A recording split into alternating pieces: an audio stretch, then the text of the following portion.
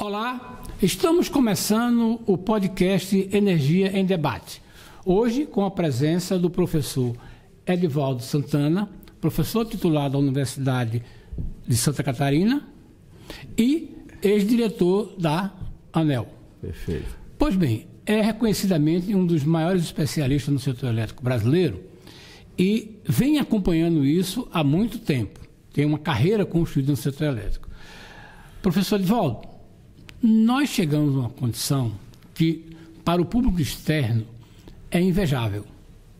Mais de 200 milhões de gigawatts de produção, mas com um consumo de aproximadamente 100. E aí, sem perspectiva imediata de consumo disso. Como chegamos a isso? E por que chegamos a isso? Pois é.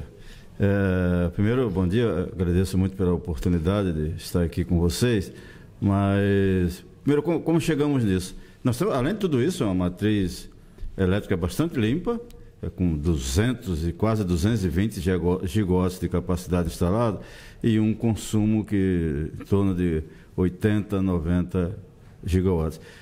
Portanto, uma sobra espetacular, com uma característica, não é uma sobra que acontece o dia inteiro, ela é uma sobra muito grande, entre 9 horas da manhã e 3 horas da tarde, tem um excedente muito grande de energia, a tal ponto que, como não tem como colocar essa energia toda na rede, é obrigado a fazer uma série de cortes. Porque chegamos nisso que parece ser uma coisa virtuosa, e é virtuosa, uma capacidade instalada tão grande e quase tudo energia limpa. É porque quase tudo tem sido conduzido à base de subsídios. Então, o Brasil escolhe seus campeões nacionais e, para esses campeões, se dá subsídio. É subsídio para uma fonte, subsídio para outra, faz leilão para uma fonte, leilão para outra fonte. Se esquece que isso custa caro e que isso deixa em segundo plano o planejamento. O planejamento praticamente não atua, porque quem define se vai ser mais eólica ou mais solar são subsídios. Quem decide se vai ter mais geração distribuída ou menos geração distribuída também são subsídios.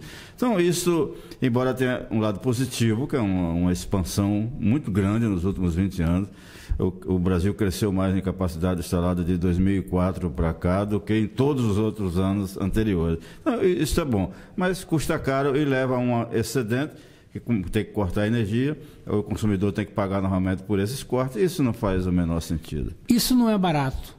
Isso frustra perspectivas de novos investimentos, mas eu queria que o senhor falasse especificamente sobre 2 pontos na questão do subsídio. O subsídio que foi concedido, e ainda é concedido, à produção de energia eólica e solar, e o subsídio que foi concedido como uma forma, eu diria até simpática, lúdica, à produção de energia da geração distribuída. Isso, sem um planejamento, como o senhor diz aí, nos levou a uma situação e hoje que nós temos que fazer cortes nisso aí. E, pelo que a gente sabe e a gente sente, os órgãos reguladores não têm formas de intervir muito forte na questão da geração distribuída. Existe alguma solução? Como é que o senhor analisa isso? Quais são as perspectivas? Para onde é que vai nos levar, né? Pois é, chegamos, eu diria que num nó regulatório e, ao mesmo tempo, um nó de expansão. Você colocou muito bem a situação, tem excesso, tem que cortar, mas o regulador, o operador do sistema não tem instrumentos para cortar onde acontece o excesso, que é na geração distribuída. Então, isso, de fato, é um importante problema. E daí vem as soluções, por incrível que pareça, elas precisam voltar ao que éramos ou o que pretendíamos fazer há 20 anos. Tudo está no sinal de preço e na alocação da demanda.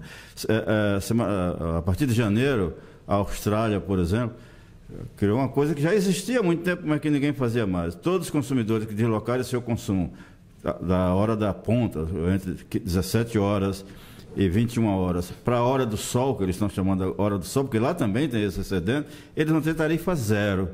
Tarifa zero significa que eles vão consumir por um preço zero, desde que comprove que deslocaram a demanda de um horário para outro. Então, esse tem sido o caminho. O caminho é o que a gente pensa só do lado da oferta, corta, não corta, quando o caminho melhor é estimular o consumo naqueles horários. Por exemplo, o Nordeste do Brasil, onde está o grande excedente de energia, é um exportador de energia e ele deveria crescer consumindo energia no local. Eu fico muito, assim, eu sou nordestino, sou sergipano, E eu não gosto muito quando você diz, olha, nós estamos fazendo uma expansão, uma ampliação da frota de transporte público elétrico em São Paulo e no Rio de Janeiro. São Paulo e Rio não tem energia, a energia está no Nordeste, então por que não prioriza a eletrificação do transporte público no Nordeste? Então, são essas coisas que poderiam ser priorizadas, mas a ANEEL, semana passada, colocou em consulta pública uma nota técnica, com isso, que é sinal de preço, estrutura tarifária mais adequada para tarifa zero para quem consumir no horário que tem mais energia, tarifa maior para quem consumir nos outros horários. Será que isso vai adiante? Acho muito difícil, porque se o Congresso achar que a ANEEL não deve ir adiante nisso, é só emitir um projeto de decreto legislativo barrando o papel da ANEEL. Então, isso é também uma coisa super errada. Mas o caminho é esse agora no mundo inteiro, porque o excedente de energia está tendo naqueles horários em todos os lugares, mas a legislação tem que voltar ao que era antes, estimular mais o consumo. É sinal de preço, com consumo com preço zero nas horas dos excedentes. O senhor me dá uma oportunidade de conversar sobre duas coisas. Primeiro, o sinal de preço, que é o que define tudo. Segundo, reforçar o planejamento, né? E terceiro, a criação de normas bem ajustadas para que faça isso. Esse é o caminho? Exatamente, esse é o caminho. Eu diria que no Brasil hoje podemos fazer o que quiser, mas se não tiver uma mudança na estrutura regulatória, de tal modo que as decisões importantes na área técnica voltem para o campo técnico, nada disso vai adiantar, porque o Congresso hoje ganhou muito poder no setor elétrico e vai ser muito difícil retirar esse poder hoje do Congresso. Então, isso é fundamental. Mas o sinal de preço e a legislação firme, reforçar o planejamento, mas com uma característica. Hoje não tem como definir um plano agora para o que vai acontecer daqui a 20 anos. O melhor plano é aquele que está no setor elétrico adaptável, flexível, que possa se adaptar às mudanças que vêm pela frente. Hoje a gente fala muito, olha, vamos aproveitar e gerar incentivos para os data centers. E, ao mesmo tempo, não sei se as pessoas acompanham, que os caras lá fora já estão dizendo, nossa, nós não vamos ter como suportar tanto consumo de energia só para refrigerar os equipamentos. Quem sabe a gente coloca os data centers no espaço. Já se fala, o espaço é o contrário, nuvem, vai ter que aquecer na nuvem. Não é nuvem, não, fisicamente no igual espaço, à Estação Espacial Internacional. Então já está se estudando isso, o problema não é mais técnico, ele já é financeiro, porque lá no espaço não precisa esfriar os data centers, é o contrário, lá tem frio o tempo inteiro. Tem energia solar 24 horas por dia, então não tem energia. Então eles já estão estudando tudo isso, e aí a gente investe tudo isso daqui a 20 anos, agora não precisamos mais. Então eu acho isso muito complicado. Tem uma coisa que o senhor falou aí, que é bem interessante, que é a questão de que nós precisamos mudar a base de consumo, mas para mudar o consumo nós temos que criar uma nova regulação. Sim. Mas isso não vai ser conquistado, não vai ser obtido, sem que o país, de fato, sofra com isso. Então, o sentimento que às vezes entende é o seguinte, será que nós vamos ter, né, uma situação de energia insuportável para que o país possa voltar a falar nisso aí e a respeitar o planejamento técnico, insuportável no sentido de preço? Esse é um quadro que a gente pode... eu pergunto ao senhor, será que vai ser necessário isso? Sim. Eu diria até que é uma maneira de... Hoje todo mundo fala que tem que mudar, que as mudanças são urgentes, mas vamos começar a mudar. E quando você fala vamos começar a mudar, ninguém tem aquele sentimento de que a coisa é para já. Talvez esse sentimento surja com uma crise de preço, por exemplo, e isso está se aproximando, porque a maneira que a gente encontrou de resolver o problema de confiabilidade por causa do excesso de energia é fazendo leilão de reserva de capacidade. A reserva de capacidade custa caro. Entende? Então, a outra maneira, vamos fazer leilão para bateria. Tudo isso vai custar caro, tudo isso vai aumentar o preço. Se aumentar o preço, você aumenta o problema do outro lado. Tarifa alta, você vai estimular a geração distribuída, porque a geração distribuída não precisa mais de subsídio. Ela hoje já é viável, porque a tarifa para o consumidor que pode investir em geração distribuída, ela é alta. Então, o cara vai investir. Isso aí é um problema, vai levando a outro. Então, uma crise de preço é provável que acelere esse problema. Mas, novamente, uma crise de preço, quem mais sofre é o pobre do que o rico, então gera um desequilíbrio. O que eu acho é que as pessoas tenham cabeça e pensam, está na hora de nós resolvermos esse problema. Não adianta a gente ficar falando só em oferta, porque o nosso problema hoje está do lado da demanda. Criar consumo na hora que tem sobra de energia e estimular a redução da demanda na hora que o preço vai ser elevado. Então é tão simples quanto a gente aprendeu nas faculdades, tanto de engenharia como de economia. O outro discurso é de que nós vamos estimular, criamos recentemente uma legislação dos data centers. Eles serão responsáveis por esse crescimento, ou melhor, por esse consumo, porque, de repente, todos os estados brasileiros falam em política, o governo criou uma política de data center. Isto vai ser suficiente. Agora, onde colocar os data centers? Eu diria que o local hoje no Brasil, o consumo tem que ir para o lugar que tem energia. A energia hoje excedente é no Nordeste. Entendeu? Os data centers, a rigor, deveriam ir para o Nordeste. O problema é que o excedente de energia no Nordeste é durante um intervalo curto de horário. Os data centers, em princípio, eles querem energia o dia inteiro. Isso não é bem assim, porque tem data center de consumo flexível, que pode utilizar energia, pode modular seu consumo de acordo com o preço daquele horário. Mas tem outros não, que precisam de energia o dia inteiro. Eu não sei se a gente precisa estimular todo tipo de data center, se não é só estimular aquele data center que é mais flexível. Entendeu? Tem maneiras e maneiras de se fazer. Outra é que a lei, a medida provisória que está em discussão, que cria o REDATA, que é um estímulo ao data center, também para ele ser autoprodutor, ter direito a subsídio tal, ele tem que ser energia nova. Energia nova significa aumentar novamente a oferta, aumentar novamente o excedente. Então tem muita coisa ainda para corrigir, porque senão a gente pode, em lugar de melhorar, a gente pode piorar. O senhor acredita que essa situação que temos hoje, e o governo resiste, ou melhor, o Congresso resiste a cortar a coisa que nos parece, ou pelo menos aparentemente já começa a ser discutido, de criar uma rota de descida da geração distribuída.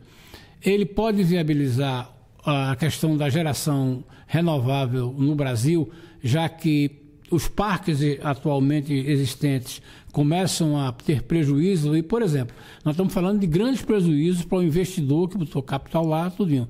Qual é a consequência que o senhor vê nesse cenário quando você produz 100, 200 e só consome 100? Pois teve gente que investiu muito em eólica e em solar, por exemplo, e essa energia não está sendo utilizada, está tendo que comprar energia no mercado, o que significa prejuízo. Para mim isso era previsível, porque todo mundo sabia o quanto era a oferta, a demanda de energia e o quanto isso iria crescer. Também todo mundo sabia o quanto era a demanda. E esses setores de eólica e solar, sobretudo, em lugar de frear a oferta, eles aumentaram mais, e pediam mais, e o governo dava mais subsídio, tem que liberar acesso, tem que construir transmissão. Tudo isso foi feito e gerou o excedente.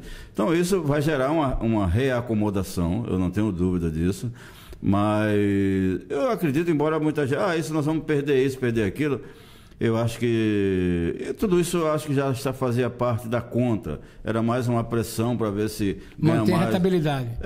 Eu acho que isso vai se estabilizar bem. Eu, se sou o governo, para esse projeto, vocês param, desligam, agora mantenha a sua outorga e na medida que o consumo for crescendo, vocês voltam e tem mais 20 anos de outorga.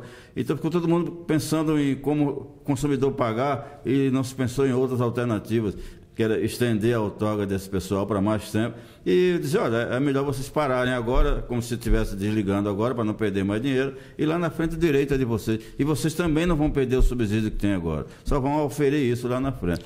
Tinha outras maneiras. Esse seria um caminho. Você dar uma parada nos parques, manter o subsídio e ampliar a outorga. Sim. É uma forma, inclusive, de ir buscar na proteção do seguro, que certamente os contratos têm, seriam isso. Claro. Mas como mexer em GD? Na geração distribuída? É o grande desafio, porque como enfrentar isso? A geração distribuída é irreversível, entendeu? É uma transformação que aconteceu no setor elétrico no mundo inteiro, no Brasil muito mais do que nos outros, portanto é irreversível. Então não adianta querer brigar para acabar com a geração distribuída ou reduzir o impacto. O que tem que ser feito como foi uma transformação, portanto, ele meio que muda a maneira de operar o sistema. Ele toma o lugar da geração centralizada. E nós não podemos abrir mão disso. As hidrelétricas são importantes, as termoelétricas são importantes para dar estabilidade ao sistema. Não podemos abrir mão disso. Portanto, as duas coisas têm que conviver. Senão, o que era uma destruição criativa, que para mim a geração distribuída acaba sendo isso, pode ser só destruição, e não se quer destruição. Então, muitos países estão, por exemplo, limitando a oferta de geração solar fotovoltaica em determinados horários. Já cresceu demais, então agora o limite é 40%, 50%. Daí em diante não pode expandir. E vai expandindo gradativamente dali para frente. Essa é a maneira, porque senão vai bagunçar, gerar baixa confiabilidade, baixa segurança e ficaria insuportável. Mas é irreversível a geração distribuída, e no Brasil mais ainda, que a tarifa alta e crescendo, você viabiliza mais os incentivos para que as pessoas que tenham mais posse investam em geração distribuída. O senhor diria que a situação que estamos vivendo foi falta de planejamento ou foi perda de autoridade dos instrumentos técnicos de gestão que nos levaram a essa situação? O planejador fez o seu trabalho, o que deveria ser feito. O problema é que ele virou passageiro, como se o cara ele era o motorista do carro, de repente ele trocou de banco e virou um passageiro. E como passageiro, ele teve que ser um seguidor do que a política de subsídio dizia que tinha que ser feito. Então, quem determinou a expansão do sistema elétrico nos últimos 15 anos, pelo menos, foram os subsídios. Então, todo o problema estava na política de subsídio. Subsídio desnecessário. Que se tornaram um custo altíssimo. O senhor vê a expectativa de que o consumidor possa pagar menos com a manutenção do subsídio, ou chegou na hora de rediscutir a questão do subsídio de uma forma geral? Passou da hora de rediscutir o subsídio, que foi essas duas medidas provisórias últimas, a 1.300 e a 1.304, era um bom momento. O governo até tentou fazer isso de alguma maneira, mas não conseguiu. Porque senão a tendência é aumentar, esses preços ficarem cada vez maiores e injusto, porque não se sabe cada GD, o consumidor nordestino, onde tem menos GD, geração distribuída, embora lá tenha mais sol, paga muito mais em termos relativos do que os outros. Então é uma política injusta. Então está na hora de rediscutir tudo isso. Discutir sim, né? E só para finalizar, qual é o cenário que o senhor traça para o setor elétrico entre 2030 e no futuro? O que é que seria necessário, na sua visão, para reorganizar, ou pelo menos rediscutir, reorganizar o setor? Ou se o senhor não considera que ele precisa ser reorganizado? Não, claro que precisa. 2030 é um bom ano para se pensar nisso, porque eu acho que esse excedente ele vai pelo menos até 2030, 2032. Então, daí em diante, era que teria alguma chance de mudar alguma coisa. Mas eu acho que chegou o momento, e esse é agora, de se pensar na mudança uma reforma, eu não gosto da palavra reforma, mas de criar um novo modelo. O modelo atual, mesmo com as mudanças que foram publicadas ontem numa lei que veio da medida provisória, elas já estão desatualizadas, mesmo agora, porque o foco tem que ser no lado da demanda e não do lado da oferta. Então nós temos oferta demais, então como adaptar agora as diferentes demandas em diferentes horários para isso? Para isso, por exemplo, uma política que ninguém pensa tornar compulsório os medidores para 100% dos consumidores serem medidores inteligentes, porque isso que eu estou dizendo é de demanda horária para todos os consumidores. Isso só é possível se os medidores forem inteligentes. Então acho que essas serão as grandes mudanças dali em diante, mas mesmo assim novas transformações tecnológicas acontecerão durante esse período. E isso vai estar... O tempo de espaço decenal ficou muito longo. Teremos que começar... a minha pergunta teremos que passar a conviver com novas discussões do setor elétrico a cada 5 anos? É isso que o senhor está dizendo? Sim. O planejamento agora ele é incremental. Ou seja, o planejamento você pode tanto decidir hoje o que você pensa que vai acontecer daqui a 20 anos, como ir decidindo passo a passo onde você quer chegar. Eu acho que hoje nós chegamos nesse planejamento incremental, vai se adaptando a rota de acordo com aquilo que está acontecendo. Ninguém tem como definir hoje qual é a rota até 10 anos à frente. Professor Edivaldo Santana, Muito obrigado pela sua fala no podcast Energia em Debate e até uma outra oportunidade. O podcast em Debate está à disposição nas plataformas do CONIBEM. Mais uma vez, muito obrigado e contem sempre comigo.